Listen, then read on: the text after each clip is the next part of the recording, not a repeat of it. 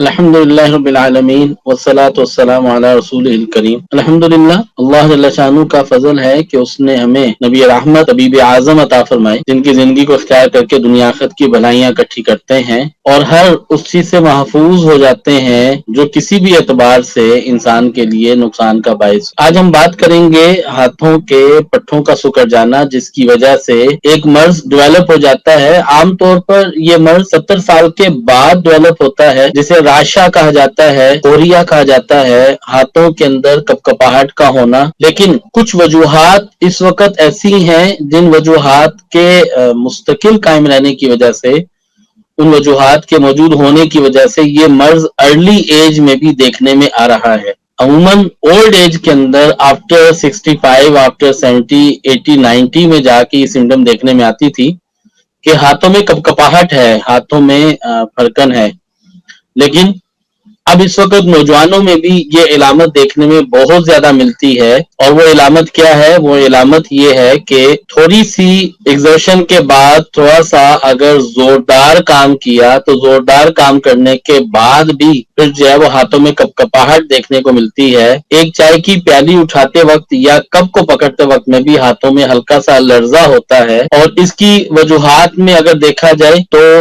غذائی کمی، vitamin D کی کمی، وائٹامن سی کی کمی، اومیگا 3 کی کمی، ان کی کمی کی وجوہات بھی یہ بات بنتی ہے۔ اور دوسرا، موبائل فون کا زیادہ استعمال جو کہ ہمارے نروز کو بہت زیادہ متاثر کرتا ہے، اس کی ریڈیشنز کی وجہ سے یہ مرض جسم کے اندر ڈیولپ ہو رہا ہے، اور یہ بہت زیادہ دیکھنے میں آ رہا ہے۔ لہٰذا اگر ان وجوہات کو کنٹرول کر لیا جائے تو ارلی ایج کے اندر اس کا علاج بھی ممکن ہے اور اس سے کنٹرول بھی پایا جا سکتا ہے۔ اولڈ ایج میں بڑھاپا بذات خود ایک بیماری ہے، اولڈ ایج کے اندر اسے مینیج کیا جا سکتا ہے، لیکن جب یہ ڈیولپ ہو جائے تو بہرحال ایک اولڈ ایج کا ہونا ایک بہت بڑی وجہ ہے۔ لیکن اگر اس سے آپ اپنے آپ کو سیو رکھنا چاہتے ہیں کہ اولڈ ایج میں بھی آپ کو اس طرح کی سمٹمز نہ دیکھنے کو ملیں، تو پھر آپ کے لیے ضروری ہے کہ آپ جو ہے وہ اسی ایج کے اندر، اپنی ہیلدی ایج کے اندر اپنے لائف سٹائل کو چینج کریں اور موبائل فون کو اس طرح سے استعمال کریں محدود طریقے سے کہ کم سے کم آپ کے اوپر اس کے برے اثرات مرتب ہوں۔ تو اس طرح سے انشاءاللہ العزیز آپ کے یہ ایشو سالو ہو جائیں گے۔ اس کا قرآن تھراپی سے علاج جو کہ ہم کئی مریضوں پہ اپلائی کر چکے ہیں اور ریمارکیبل حیران کن حد تک ہم ان کے نتائج لے چکے ہیں، وہ علاج ہے سورہ رحمان زعفران سے لکھ کر پی لی جائے، اور زعفران سے آپ کسی پیپر پہ لکھیں اور اسے زمزم میں، عرق گلاب میں یا عام سادہ پانی میں مکس کر کے اسے پی لیں۔ تو اس کو اگر آپ جو ہے 41 دن تک لگاتار کر لیں تو اس سے یہ مرض بہتر ہونا شروع ہو جاتا ہے۔ اس کے علاوہ میں چاہوں گا کہ کچھ ہومیوپیتھی دوائیں آپ کے ساتھ شیئر کروں، اگر ان کو استعمال میں لیں تو اس سے بھی یہ چیز کنٹرول ہو جاتی ہے۔ اس میں ایک دوا ہے بسمتھ میٹ، دوسری دوا ہے برائیونیا، تیسری دوا ہے رسٹاکس، چوتھی دوا ہے کیوپرم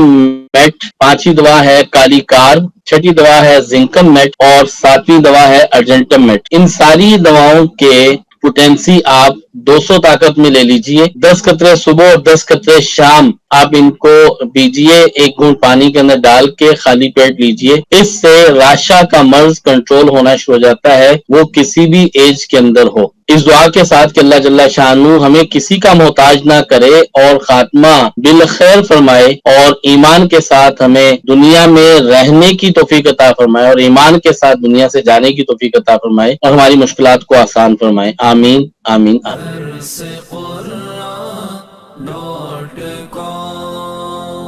www.darsequran.com